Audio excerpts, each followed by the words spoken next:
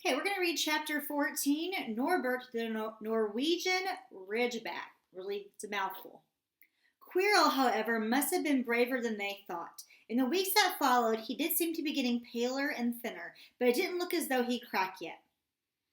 Every time they passed the third floor corridor, Harry, Ron, and Hermione would press their ears to the door to check that Fluffy was still growling inside.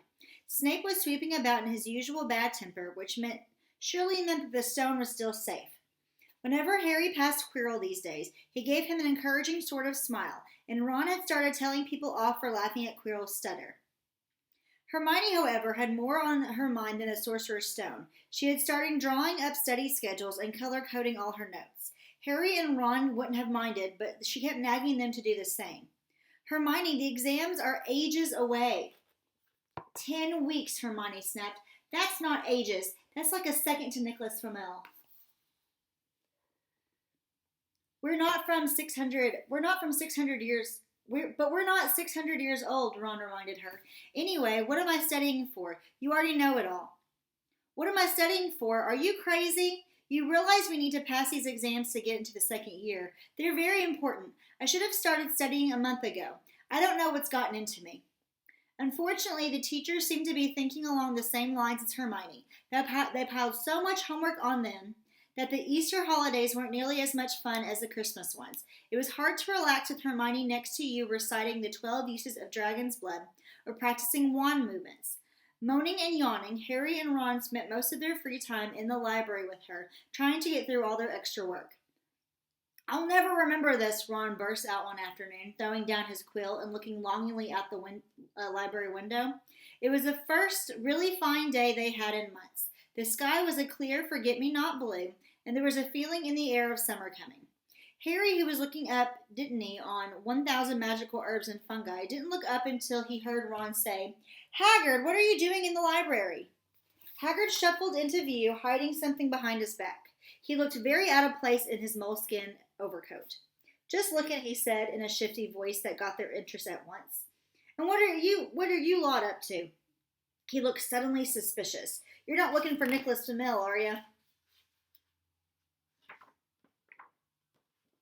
Turn the page. Oh, we found out who he is ages ago, said Ron impressively. And we know what the dog's guarding. It's a sorcerer's stone. Shh! Hagrid looked around quickly to see if anyone was listening. Don't go shouting about it. What's the matter with you? There are a few things he wanted to ask you, as a matter of fact, said Harry. And about what's guarding the stone apart from Fluffy. Shh! Said Hagrid again. Listen, come and see me later, and I'm not promising I'm going to tell you anything, mind. But don't go rabbiting it about in here. Students aren't supposed to know. They'll think I've told you. See you later, then, said Harry. Hagrid shuffled off. What was he hiding behind his back, said Hermione thoughtfully. Do you think it had anything to do with the stone? I'm going to see what section he was in, said Ron, who'd had enough of working. He came back a minute later with a pile of books in his arms and slammed them down on the table. Dragons, he whispered. Hagrid was looking up stuff about dragons. Look at these. Dragon species of Great Britain and Ireland, from Egg to Inferno, a dragon keeper's guide. Hagrid always wanted a dragon. He told me the first time I ever met him, said Harry. But it's against our law, said Ron. Dragon breeding was outlawed by the Warlicks Convention of 1709. Everyone knows that. It's hard to stop muggles from noticing us if we are keeping dragons in the backyard. Anyway, you can't tame dragons. It's dangerous. You should see the burns Charlie's got off wild ones in Romania. But there aren't wild dragons in Britain, said Harry. Of course there are, said Ron. Common Welsh green and Hebridean blacks. The Ministry of Magic has a job hushing them up, I can tell you. Archon has to keep putting spells on muggles who spotted them to make them forget. So what on earth is Hagrid up to, said Hermione. When they knocked on the door of the gamekeeper hut an hour later, they were surprised to see that all the curtains were closed. Hagrid called, Who is it? Before he let them in, and then shut the door quickly behind them. It was stifling hot inside. Even though it was such a warm day, there was a blazing fire in the grate. Hagrid made them tea and offered them stoat sandwiches, which they refused. So, wanted to ask me something? Yeah, said Harry. There was no point beating around the bush. We were wondering if you could tell us what's guarding the Sorcerer's Stone apart from Fluffy. Hagrid frowned at them. Of course I can't, he said. Number one, I don't know myself. Number two, you know too much already, so I wouldn't tell you if I could. The stone's here for a good reason. It was almost stolen out of Gringotts. Suppose you've worked that out. Suppose you've worked that out and all. Beats me knowing you've even beats me how you even know about Fluffy. Sorry, y'all. Oh, come on, Hagrid. You might not want to tell us, but you do know. You know everything that goes on around here, said Hermione in a warm, flattering voice. Hagrid's beard twitched as though, and they could tell he was smiling. We only wondered who had done the gardening, really, Hermione went on. We wondered who Dumbledore had trusted enough to help him, apart from you. Hagrid's chest swelled at these last words. Harry and Ron beamed at Harry. Well, I don't suppose it could hurt to tell you that. Let's see. He borrowed Fluffy from me. Then some of the teachers did enchantments. Professor Sprout, Professor Flitwick, Professor McGonagall. He ticked them off with his fingers. Professor Quirrell and Dumbledore himself did something, of course. Hang on, I've forgotten someone. Oh yeah, Professor Snape. Snape? Yeah. You're not still on about him, are you? Look, Snape helped protect this stone. He's not about to steal it. Harry knew Ron and Hermione were thinking the same as he was. If Snape had been in on protecting the stone, it must have been easy to find out how the other teachers had guarded it. He probably knew everything, except it seemed Quirrell's spell and how to get past Fluffy. You're the only one who knows how to get past Fluffy, aren't you, Hagrid? Said Harry anxiously. And you wouldn't tell anyone, would you? Not even one of the teachers? Not a soul knows except for me and Dumbledore, said Hagrid proudly. Well, that's something, Harry muttered to the others. Hagrid, can we have a window open? I'm boiling. Can't, Harry. Sorry, said Hagrid. Harry noticed him glance at the fire. Harry looked at it too. Hagrid, what's that? But he already knew what it was. In the very heart of the fire, underneath the kettle, was a large black egg. Ah, said Hagrid, fiddling nervously with his beard. That's, Where did you get it, Hagrid? Said Ron, crouching over the fire to get a closer look at the egg. It must have cost you a fortune. Won it, said Hagrid. Last night.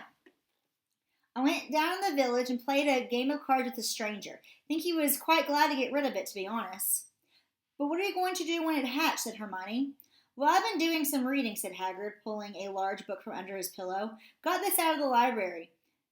Dragon breeding for pleasure and profit.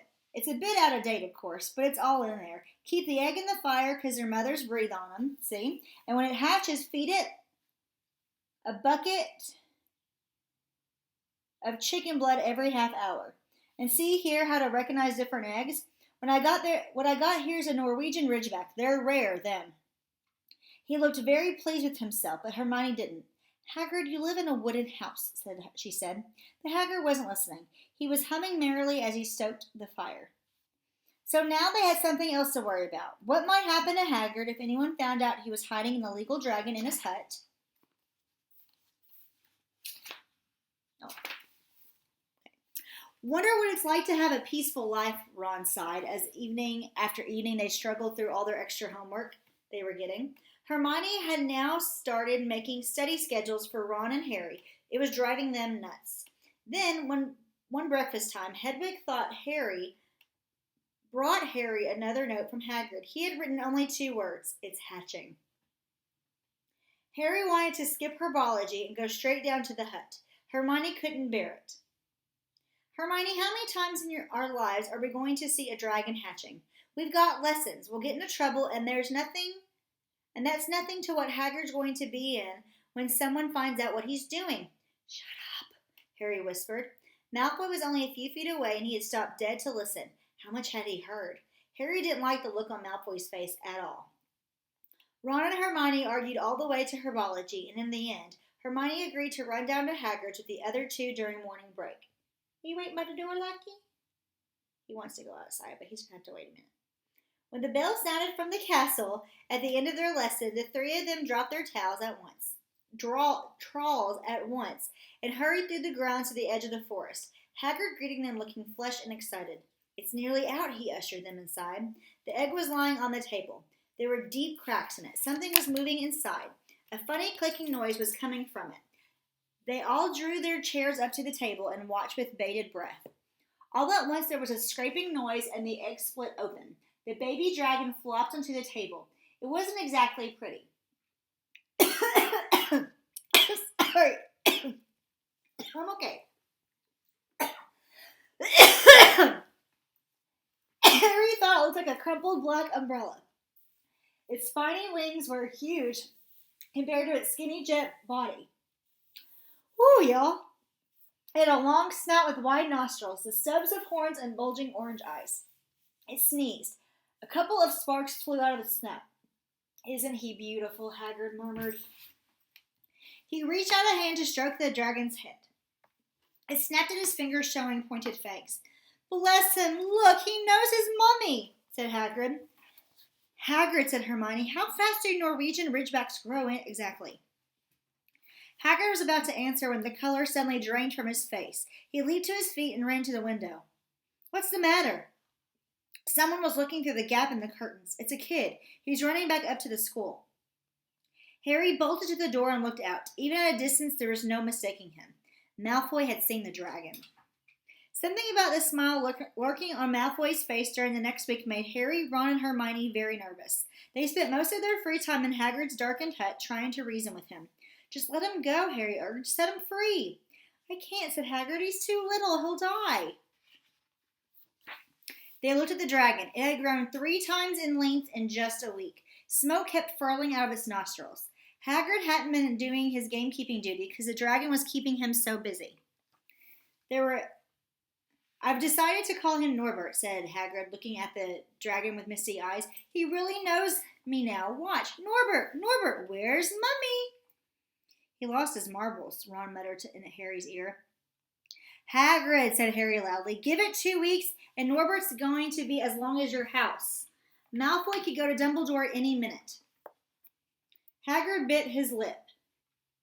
I know I can't keep him forever. I just can't dump him. I can't. Harry suddenly turned to Ron. Charlie, he said. You're losing it too, said Ron. I'm Ron, remember? No, Charlie, your brother. Charlie, in Romania, studying dragons. We could send Norbert to him. Charlie could take care of him and then put him back in the wild. Brilliant, said Ron. How about it, Hagrid? And in the end, Hagrid agreed that they could send an owl to Charlie to ask him. The following week dragged by. Wednesday night found Hermione and Harry sitting alone in the common room long after everyone else had gone to bed. The clock on the wall had just chimed midnight when the portrait hole burst open. Ron appeared out of nowhere as he pulled off Harry's invisibility cloak. He had been down at Hagrid's hut, helping him feed Norbert, who was now eating dead rats by the crate. It bit me, he said, showing them his hand, which was wrapped in a bloody handkerchief. I'm not going to be able to hold a quill for a week now. I tell you, that dragon's the most horrible animal I've ever met. But the way Hagrid goes on about it, you think it was a fluffy little bunny rabbit. When it bit me, he told me off for frightening it, and when I left, he was singing in a lullaby. There was a tap on the dark window. It's Hedwig, said Harry, hurrying to let her in. She'll have Charlie's answer. The 3 of them put their heads together to read the note. Dear Ron, how are you? Thanks for the letter. I'd be glad to take the Norwegian Ridgeback, but it won't be easy getting him here. I think the best thing will be to send him over with some friends of mine who are coming to visit me next week. Trouble is, they mustn't be seen carrying a legal dragon. He wants his mama, doesn't he? Could you see the Ridgeback up the tallest tower at midnight? Could you get the Ridgeback up the tallest tower at midnight? They can meet you there and take him away while it's still dark. Send me an answer as soon as possible. Love, Charlie. Quit licking me. They looked at one another. I've got the invisibility cloak, said Harry. It shouldn't be too difficult. I think the cloak's big enough to cover 2 of us and Norbert. It was a mark of how bad the last week had been that the other 2 agreed with him. Anything to get rid of Norbert and Malfoy. There was a hitch. By the next morning, Ron's bitten hand had swollen to twice its usual size. He didn't know whether it was safe to go to Madame Pomfrey. Would she recognize a dragon bite? By that afternoon, though, he had no choice. The cut had turned a nasty shade of green. It looked as if Norbert's fangs were poisonous. Harry and Hermione rushed up to the hospital wing at the end of the day to find Ron in a terrible state in bed. It's not just my hand, he whispered, although that feels like it's about to fall off. Malfoy told Madame Pomfrey he wanted to borrow one of my books so he could come and have a good laugh at me. He kept threatening to tell her what really bit me. I've told her it was a dog, but I don't think she believes me. I shouldn't have hit him at the Quidditch match. That's why he's doing this. Harry and Hermione tried to calm Ron down. It'll be over at midnight on Saturday, said Hermione, but this didn't soothe Ron at all. On the contrary, he sat bolt upright and broke into a sweat. Midnight on Saturday, he said in a hoarse voice. Oh no, I just remembered. Charlie's letter was in that book Malfoy took. He's going to know we're getting rid of Norbert. Harry and Hermione didn't get a chance to answer. Madame Pomfrey came over at that moment and made them leave, saying Ron needed sleep. It's too late to change the plan now, Harry told Hermione. We haven't got time to send Charlie another owl, and this could be our only chance to get rid of Norbert. We'll have to risk it, and we have invisibility cloak. Malfoy doesn't know about that. They found Fang the boarhound sitting outside with a bandaged tail. When they went to tell Hagrid, he opened a window to talk to them. I won't let you in, he huffed. Norbert's at a tricky stage, nothing I can't handle. When they told him about Charlie's letter, his eyes filled with tears, although they might have been because Norbert had just bitten him on the leg. Ah, it's all right. He only just got my boot. Just playing. He's only a baby after all. The baby banged its tail on the wall, making the windows rattle. Harry and Hermione walked back to the castle, feeling Saturday couldn't come quickly enough. They would have felt sorry for Hagrid when the time came for him to say goodbye to Norbert if they hadn't been so worried about what they had to do. It was a very dark, cloudy night, and they were a bit late arriving at Hagrid's hut because they had to wait for Peeves to get out of their way in the entrance hall, where he'd been playing tennis against the wall.